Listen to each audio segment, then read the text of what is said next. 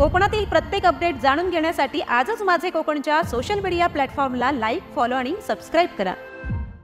आपण अनेक वेळा शेती हा आपल्या देशाचा आत्मा आहे असे ऐकत आलोय, परंतु आधुनिक काळात अनेक तरुण या मातीपासून दुरावल्याचं चित्र दिसतंय।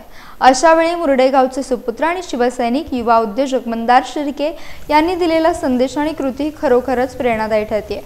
आपला देश कृषीप्रधान आहे, आपली मुळे ही मातीशी जोडलेली आहेत। ज्या आजोबांनी पणजोबांनी ही जमीन जपली, तिच्या कष्टातून आपल्याला शिकवलं, त्या भूमीवर आज आपणच नांगर फिरवायला हवा असा स्पष्ट संदेश मंदार शिर्के यांनी दिला। 26 जून रोजी मुरडे गावात पारंपरिक पद्धतीने भात लावणी पार पडली।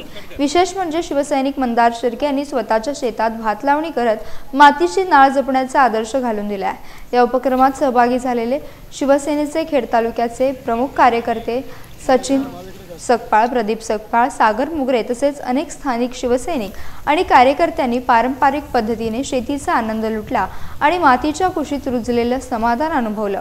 एक तरुण उद्योजक असतानाही आधुनिक जीवनशैलीत अडकून न पडता स्वतः शेतात उतरून मातीला नमन करणं ही केवळ कृती नव्हे तर तरुणाईसाठी एक दिशादर्शक संदेश आहे। मातीशी नाळ जोडलेली असेल तर माणूस कधीच मूळ विसरत नाही, हे मंदार शिर्के यांनी आपल्या कृतीतून दाखवून दिलं। शिवसेना उद्धव बाळासाहेब ठाकरे पक्षाच्या कार्यकर्त्यांमधून अशी सामाजिक जाणीव आणि लोकसंवेदना पिढ्यानपिढ्या जपली जाते। मी मंदार शिर्के। आज आमची भात लावणी आहे आणि भारत हा शेतीप्रधान देश आहे, त्याच्यामुळे आम्ही सगळे युवक, सगळे गावातले आमचे लोक शेती कधी विसरलो नाही आणि आम्ही सगळे भात लावत आहोत। आणि माझं एकच सांगणं युवकांना की शेती कधी विसरू नका। शेती आपली आई आहे आणि शेतीशिवाय आपलं पोट भरणार नाही। त्याच्यामुळे सगळ्यांना मी संदेश देतो की आपल्या जमीन जागा काय असतील तर विकू नका, त्याची शेती करा।